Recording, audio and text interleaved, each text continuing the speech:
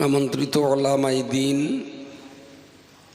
সমাবেত এই মহল্লা এবং আশপাশ এলাকার ধর্মপ্রাণ শ্রোতামণ্ডলী,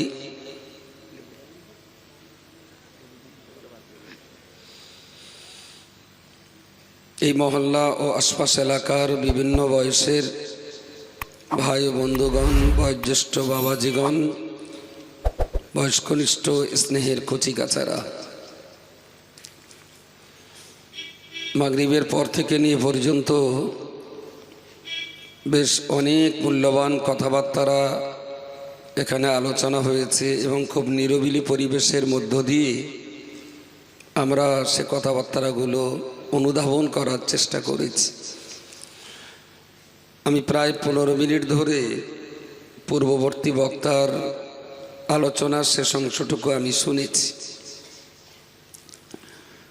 বিষয়বস্তুটা মাথায় রেখেই কোরআন শরীফের 6666টি আয়াতের মধ্য থেকে ছোট্ট একটি আয়াতের কিছু অংশ শুনিয়েছি। আমি আমার আলোচনা শুরুর আগে এই যে লাইটগুলো চোখ মারামারি করতে মনে হচ্ছে না আমার সঙ্গে প্রেম করবে, একটুখানি লাইটগুলো শিখিয়ে অফ করো। এতক্ষণ রজবালি যে এমন লেগে গেল, ফের ওখানে আবার পেট্রোল দিয়ে দিলে মুশকিল হয়ে যাবে। আর এইসব ধর্মসভায় মানায়, ওদিক ফিরে দেখেন একটুখানি, সে দেখে শুনে তোমরা নয় বাঁচলে তোমাকে পেছনের দেখি বিপদ তো আমার, ঠিক আমার চকি চকি হচ্ছে। একটুখানি ওই ঝিকঝাক করা মালগুলো একটুখানি থির করে দেন, বলতো একটু থাম।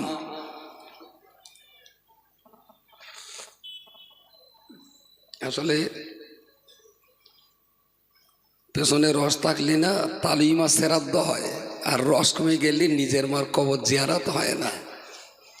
আর কামারের পেছনে রস হলি না দাঁড় পাশায় ও সাপি লাগায়, সাপি নাকি একটা বলে না, এর খানিকটা তাই হয়েছে। মুফতি সাহেব কিছু বলেনি, ও আমার পরে আসবে, শিগগির খেয়া কর, এখন সকাল সকাল। তো যে সমস্ত আলাপ আলোচনাগুলো হয়েছে খুবই গুরুত্বপূর্ণ বিষয়। তবে এটা নিশ্চিত সত্য কথা যে এই বিষয়গুলো যে খারাপ মানুষ জানতেন না তা নয়, সবাই জানতেন। তবে সেই খারাপের গভীরতা কতটা সেটা মৌলানা রজব আলী সাহেব আরো সবিস্তার আপনাদেরকে বুঝিয়েছেন। আমি কোরআনুল কারীমের অত্যন্ত পরিচিত এবং খুবই সরল সহজ কয়েকটি বিষয়ের উপরে কথা বলবো। ঠিক যেখান থেকে বললে আপনাদের বুঝতে একটু সুবিধা হয় সেখান থেকে আমি শুরু করছি। দূরে যারা আছেন, আমি এসেই বললাম বলে একটা গামছা দাও, তো দিলে না কেউ। বললো কি করবেন? আমি বলি ঝর্ণাটা লাগানো হয়েছে, কত টাকা খরচা করে গা দিয়ে আসি, অন্তত ঝর্ণার পয়সাটা আদায় হোক। বলেন কি সুন্দর গেঁজা, মনে হচ্ছে শালটা পরিষ্কার করলেই। তাহলে লোকে আবার পাগল হুঁসো টুসো বলে কি কি, সেই জন্য আর দিতে পারলাম না। সামনে বছরে যদি এই সবাই আবার দাওয়াত করে আর আমি যদি শুনি ঝর্ণা, ঠিক ওখানে গা হাত পা ধুয়ে তারপর এখানে আসবো। আর শুধু আমি দেবো না, শ্রোতাদের বলবো, বলা যায় না কার গোসল ফরজ টরজ আছে টাছে কি কি, একটু গা হাত পা ধুয়ে সবাই চলো। হ্যাঁ, তো আমি অনুরোধ করছি যারা ঝর্ণা দেখছেন, রাস্তায় আছেন, লোক সংখ্যা এই মজলিসে যতটা হয় এবার যেন একটু কম দেখছি। কেন দেখি জানি না, চলে কেউ যায়নি, রাস্তার উপরে আছে। আসুন, ভিতরে আসুন, ঘণ্টাখানিক সময় কথা বলবো। ধৈর্য সহ্যের মধ্য দিয়েই সবার শেষ করা হবে। কারোর অধৈর্য করে জবরদস্তি করে ধর্ম শোনানো হবে না। যারা বাইরে আছেন মেহরবানি করে সবাইকে ডাকছি, ভিতরে আসুন। নওজওয়ান যুবক, অনেক ছোট ছোট ভাই তোমরা বাইরে আছো, আল্লাহর রাস্তায় ভিতরে এসো সবাই। ইসলামী ধর্মসভার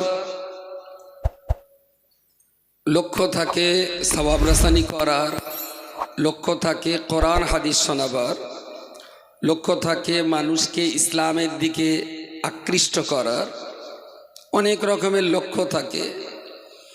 তো সব কথা যদি আমাকে একসঙ্গেই বলতে হয় তাহলে বলতে হবে মানুষ যাতে আরও সুন্দর করে ধার্মিক হয় সেই রকম সার্বিক প্রচেষ্টার বক্তব্য ওলামায়ে কেরাম শ্রোতাদেরকে শোনান। তো সেই রকম ভঙ্গিমা নিয়েই মুফতি রজব আলী সাহেব অনেক গুরুত্বপূর্ণ কথা শুনিয়েছেন, সেগুলো মাথায় রাখুন। আমি আপনাদের কাছে যে আয়াতটা দিয়ে শুরু করব, ইয়া আইয়ুহান নাসু উবুদু রাব্বাকুমুল্লাযী খালাকাকুম ওয়াল্লাযীনা মিন ক্বাবলিকুম লাআল্লাকুম তাত্তাকুন। ইয়া আইয়ুহান নাস, আল্লাহ কোরআন শরীফে কখনো বলেছেন ইয়া আইয়ুহাল্লাযীনা কাফারু, কখনো বলেছেন ইয়া আইয়ুহাল্লাযীনা আমানু। আমি যে আয়াতটা পড়েছি এখানে আল্লাহ বলেছেন ইয়া আইয়ুহান নাস, হে পৃথিবীর মনুষ্য জাতি। ইমানদার, মুশরিক, মুনাফিক, অবিশ্বাসী, নাস্তিক এরা সবাই মানুষের ভিতর। যিনি ইমানদার তিনিও মনুষ্য জাতির অন্তর্ভুক্ত, যিনি মুশরিক তিনিও মনুষ্য জাতির অন্তর্ভুক্ত, যিনি অবিশ্বাসী নাস্তিক তিনিও মনুষ্য জাতির অন্তর্ভুক্ত। আমি যে আয়াতটা বলেছি এই আয়াতে ইমানদার, মুশরিক বা নাস্তিক কাউকে না ডেকে আল্লাহ এক কথায় সবাইকে ডাকলেন ইয়া আইয়ুহান নাস, হে পৃথিবীর মনুষ্য জাতি। উবুদু রাব্বাকুম, তোমরা ইবাদত করো তোমাদের প্রভুর। আল্লাযী খালাকাকুম, যিনি তোমাদের সৃষ্টি করেছেন। ওয়াল্লাযীনা মিন ক্বাবলিকুম, যিনি তোমাদের পূর্ববর্তীদেরকেও সৃষ্টি করেছেন। লাআল্লাকুম তাত্তাকুন, তাহলেই তোমরা পরেজগার আর খোদাভীরুতা অর্জন করতে পারবে। বলুন সুবহানাল্লাহ। কোরআনের এই যে সুন্দর বক্তব্য, এই রকম সৃজনশীল গঠনমূলক শান্তির বার্তা কোরআন ছাড়া পৃথিবীতে আর কোনো কিতাবের ভিতরে আপনি আশা করতে পারেন না। ঠিক তার পরের আয়াতে আল্লাহ বলেছেন আল্লাযী জাআলা লাকুমুল আরদা ফিরাশান, যিনি জমিনটাকে বিছানার মতো বিছিয়ে দিয়েছেন। সুবহানাল্লাহ বলেন, একটু জোরে বলেন সুবহানাল্লাহ। ওয়াস-সামাআ বিনাআন, যিনি আসমানটাকে বানিয়েছেন পৃথিবীর ছাদের মতো করে। সুবহানাল্লাহ বলেন। ওয়ানজালা মিনাস সামাই মাআন, যিনি আসমান থেকে এই জমিনে পানি বর্ষণ করেন। ফাখরাজা মিনাস সামারাতি রিজকান, সেই পানিতে ভেজা এই মাটি থেকে তোমাদের জন্য যিনি খাদ্যবস্তু উৎপাদন করে দেন। ফালা তাজআলু লিল্লাহি আনদাদান, খবরদার সেই মহান সত্তার সঙ্গে তোমরা আর কাউকে শরীক করো না। এই যে ভাষার ভঙ্গিমা, কোরআনের আয়াতের এই যে প্রাঞ্জলতা, কোরআন শরীফের আয়াতের ভিতরে এই গভীর তাৎপর্যতা এবং সাংঘাতিক রকমের সত্য কথার সুনির্দিষ্ট গভীরতা পৃথিবীতে আর কোনো কিতাবের কোনো বাক্যের ভিতরে আপনি মিল করাতে পারবেন না। রব্বুল আলামিন আল্লাহ ঠিক তারপর পরই কোরআন শরীফের কথা উল্লেখ করে তিনি বললেন হে পৃথিবীর মনুষ্য জাতি, ওয়াইন কুনতুম ফি রাইবিন, যদি তোমাদের এই কোরআন সম্পর্কে কোনো সন্দেহ হয়, যে কোরআনের আয়াতগুলো আগে পড়েছি, সেই কোরআনের সেই আয়াত সম্পর্কে কোরআন নিজেই বলছে, আল্লাহর কালাম, ইন কুনতুম ফি রাইবিন, এই কোরআনের ভিতরে যদি তোমরা সন্দেহের ভিতরে পড়ে যাও, তাহলে তোমরা তোমাদের সন্দেহটা মোচন করো আগে। খুব ভালোভাবেই মনে রাখবেন, ইন কুনতুম ফি রাইবিম মিম্মা নাযালনা আলা আবদিনা, মহান স্রষ্টা যে কোরআনকে তোমাদের মধ্যকারের কোন একজন গোলামের উপরে নাযিল করে দিয়েছেন, ফাতু বিসূরাতিম মিন মিসলি, এই কোরআন সম্পর্কে যদি তোমাদের কোনো সন্দেহ থাকে, তাহলে তোমরা তোমাদের সন্দেহ মোচন করার জন্য এই কোরআনের মতো আর একটা কোরআন আনো। উদউ শুহাদাআকুম মিন দুনিল্লাহ, শুধুমাত্র আল্লাহকে বাদ দিয়ে, শুধুমাত্র আল্লাহকে বাদ দিয়ে পৃথিবীর যত শক্তি আছে সব শক্তিকে তোমরা এক জায়গায় করে দেখো, কোরআনের মতো একটা ছোট্ট আয়াত তৈরি করার ক্ষমতাও তোমাদের আছে কিনা। যদি তোমাদের ক্ষমতা থেকে থাকে, তাহলে কোরআন সম্পর্কে তোমাদের সন্দেহ সঠিক, আর কোরআনের মতো করে একটা আয়াত তৈরি করা, আল্লাহকে বাদ দিয়ে সব শক্তি এক জায়গায় করে যদি তোমরা কোরআনের একটি আয়াত তৈরি করতে না পারো, তাহলে তোমরা বুঝে নাও তোমাদের সন্দেহের ধারণাটা ঠিক নয়। ফাইন লাম তাফআলু ওয়া লান তাফআলু, বললেন আমি স্রষ্টা হয়ে তোমাদেরকে যে বললাম কোরআনের মধ্যে একটা আয়াত তৈরি করে প্রমাণ করাও যে কোরআনে সন্দেহ আছে, এটা আমি আল্লাহ বলার পরেও তোমাদেরকে বলছি যে তোমাদেরকে যে কোরআনের মতো আর একটা আয়াত তৈরি করতে বললাম, ফাইন লাম তাফআলু, এটা তোমাদের পক্ষে কখনো সম্ভব হবে না, ওয়া লান তাফআলু, কোনদিন তোমরা তা পারবে না। ফাত্তাকুন নার আল্লাতী ওয়াকুদুহান নাস ওয়াল হিজারা, তাহলে তোমাদের উচিত হবে সেই প্রজ্বলিত জাহান্নামের আগুনকে ভয় করা। উইদ্দাত লিল কাফিরিন, যেটা অবিশ্বাসীদের জন্য তৈরি করা হয়েছে। কতই না ভালো হতো কোরআনের এই আয়াতগুলো যদি আমার মজলিসে সব মানুষরা পড়তে পারতেন, কতই না সুন্দর হতো কোরআনের এই আয়াতের ব্যাখ্যা বিশ্লেষণটা যদি আমার মজলিসের সব শ্রোতারা জানতে পারতেন, তাহলে আমাদের আজকে আর ওয়াজ করা লাগতো না। কোরআন শরীফের যে 4টি আয়াত পড়েছি, এই 4টি আয়াতের বাংলা অনুবাদটা আপনাদের শোনালাম, কিন্তু চোখ মুখ দেখে ভালোই বুঝতে পারছি এসব আপনাদের মাথায় ঢুকিনি। বেকার পাম দিয়ে তো লাভ নেই, আপনারা বুঝতে পারেননি, ঘোড়ার ডিম বুঝেছেন। এই আয়াতগুলো যদি এই 10 মিনিটের ভেতরে আপনাদের বোঝানো যেত, তাহলে 18 বছর বয়সে মাদ্রাসায় 10 ঘন্টার ক্লাস করে বিজ্ঞ পণ্ডিতদের কাছে আমাদের পড়তে হতো না।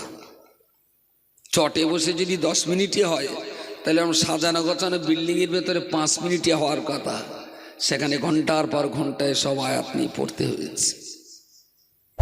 আমরা বলি বটে, মানুষ শোনেও বটে, কিন্তু মাঝে মাঝে না মনে হয় আসলে আমার গালে যা দাঁত আছে, একেবারে যে নরম দাঁত তা বলবো না, আমার দাঁতগুলো শক্ত।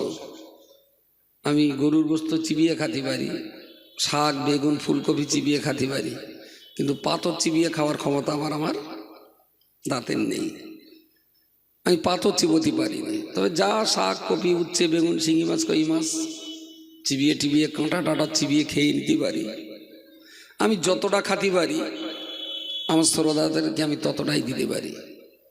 কিন্তু এটাও ঠিক, আমার এই শ্রোতার ভিতরে অনেক শ্রোতা আছে তারা এখনো কাঁটা বাঁচতে পারে না। অনেক শ্রোতা আছে তারা এখনো ফিডারে দুধ খায়, 80 বছর বয়স। এখন এই গরুর পেছনে দাপনা দিচ্ছি, আসে চুঁচে চুঁচে ফেলে দিচ্ছে, গালে তো দাঁত নেই, খায় তো ফিডার। ফিডার খাওয়া পাটি ঘুষ খাতে পারে না। ফিডার খাওয়া পাটি ইলিশ মাছ বেচে কাঁটাগুলো বাদ দিয়ে শ্বাসটা খেতে পারে না।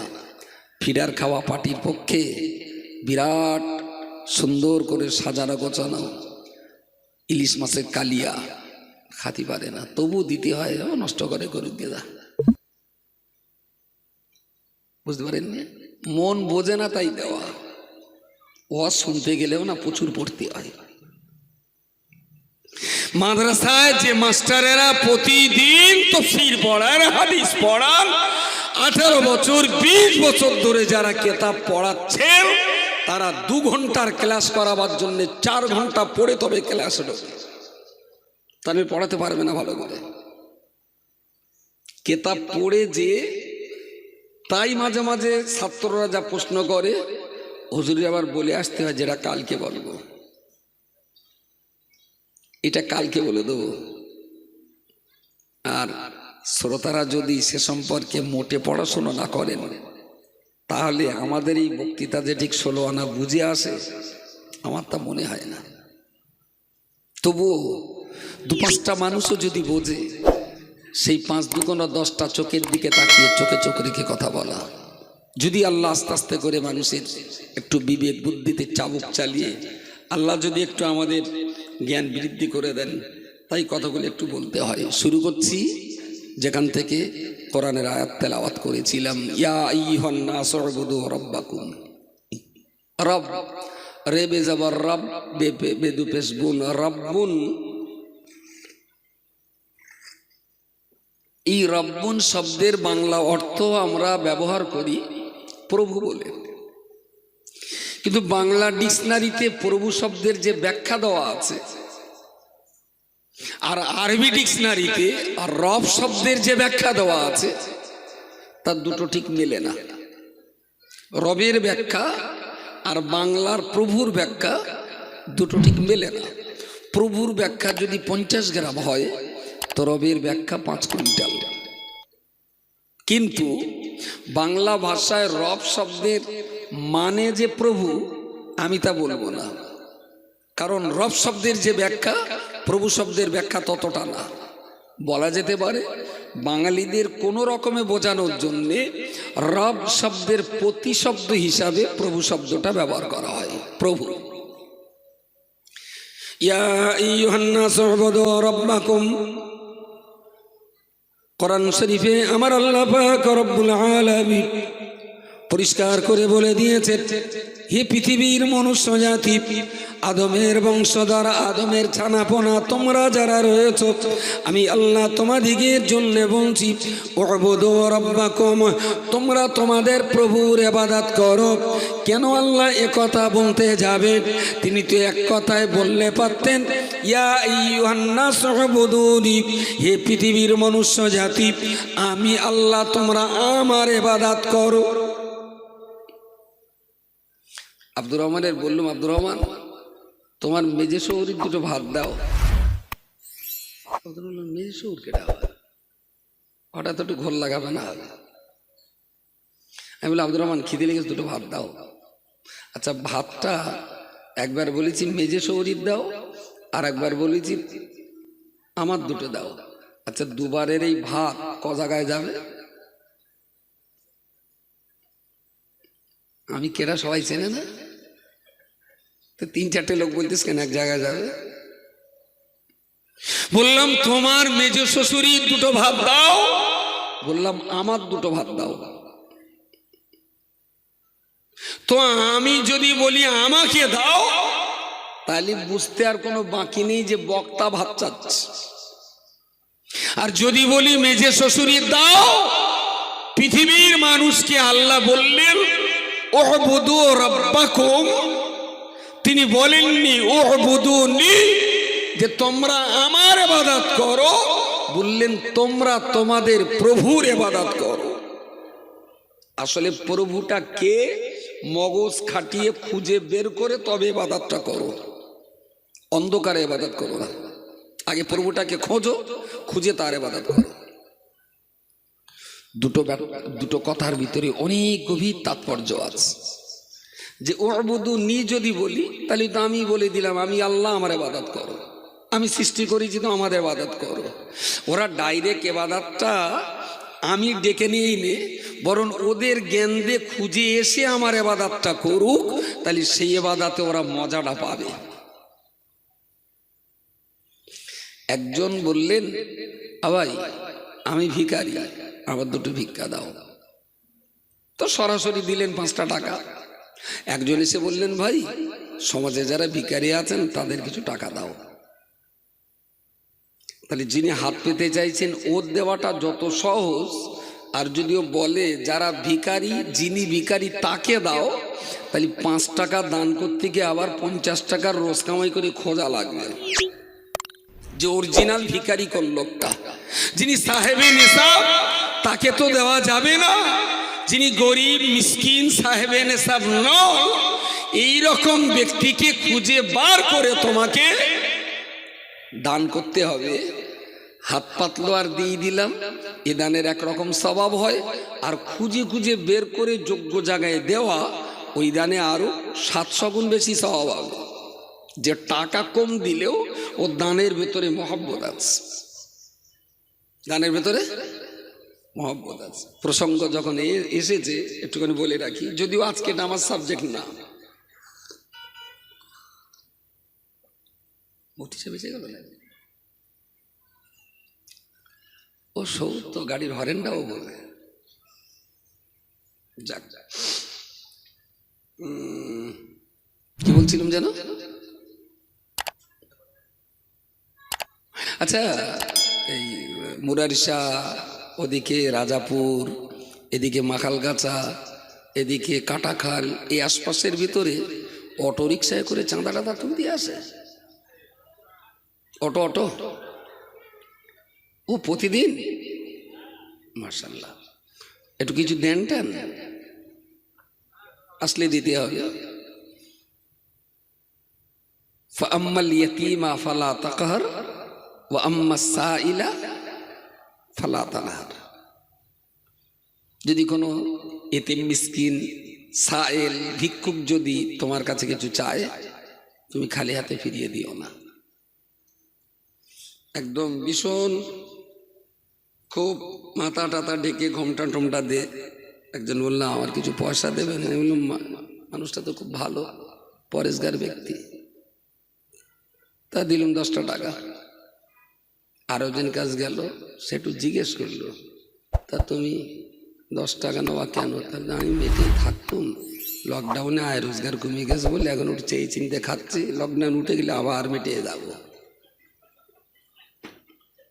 পয়সা দিতে ইচ্ছা হবে আর তখন মনে হয় ঝোলায় মাল আছে সেগুলো। সুতরাং দেওয়ার আগে ওয়ান টাইম চান্স একটু জেনে দেওয়া ভালো যে কাকে দিচ্ছেন, কোন কাজে দিচ্ছেন, কোন কাজে ব্যয় হবে। এই অটোরিকশা ভাড়া করে যত পার্টি আসে, ও সমস্ত মাদ্রাসাগুলোর আমি খুব ভালো খবর রাখি। জীবনে কত লোকের যে ঝোলা কেড়ে নিয়েছি তার ইয়াত্তা নিয়ে, বহু লোকের ঝোলা কেড়ে নিয়েছি, টাকা কেড়ে নিয়েছি, দুটাটা চচ্চাপটা দিছি। একেবারে 100-র ভিতরে 99.99 জালি মাল। আপনি কোরআনের ওই আয়াতটা দেখে পয়সা দিচ্ছেন যে হাত পাতলে দিতে হয়, হাত পাতলে, কিন্তু হাত পাতা পয়সাটা নিয়ে কমলে যাচ্ছে, এটা তো আপনাকে একটু দেখে দেওয়া লাগবে। ওদের জিজ্ঞেস করুন, কচি মাদ্রাসায় বাচ্চা কটা, সেক্রেটারির নাম কি, মাস্টার কটা কি বলে কটা ক্লাস আছে, কি কি কিতাব পড়ানো হয়, আর মাদ্রাসা তৈরি হয়েছে কবে, ওর ক্যাশিয়ার কেডা, ওর সভাপতি কেডা, কত বিঘে জমি টমি কি লেখা হয়েছে, এসব জেনে বুঝে একটা টাইমে যে আপনি ভালোই বুঝে নেবেন যেসব মাদ্রাসার সেক্রেটারি হলো আল্লাহ তাআলা, সভাপতি হলো জিবরাইল ফেরেশতা, আর ক্যাশিয়ার হলো জমির মালিক। যা পয়সা দেবেন সব তার। আর অটো রিক্সাগুলো ভাড়ায় পাওয়া যায়। দক্ষিণ চব্বিশ পরগনার একটা লোক আছে, তার 38টা অটো মাইক আর লোক পোষা আছে, 38টা। সে হলো অটো এজেন্ট। এবার একটা মাদ্রাসা চালায়, সে কি বললো ভাই আমার মাদ্রাসার কালেকশন করে দিতে হবে। কোন মাদ্রাসা? না হেঁটোখালি আঙ্গাসি মাদ্রাসাটা আছে। ও হেঁটোখালির মাদ্রাসা, তা তোমরা তো ছোটো হবে না মাদ্রাসা। তাহলে হ্যাঁ, তাহলে তোমার মাদ্রাসা যদি কালেকশন করতে হয় তাহলে বিল ইস্তেহারটা সব দাও, এক মাস আমি কালেকশন করে দেখবো, সারাদিন যা কালেকশন হবে তোমার কাছে 300 টাকা, আর বাকি যা হবে আমার এজেন্সি, বুঝতে পারেন। তারপর আর একটা মাদ্রাসার লোক গেল, ভাই আমার মাদ্রাসা একটু কালেকশন করে দিতে হবে তোমার। তা কি হবে? তাহলে আমার অটো আছে, লোক আছে, মাইক আছে, সব আমার আছে।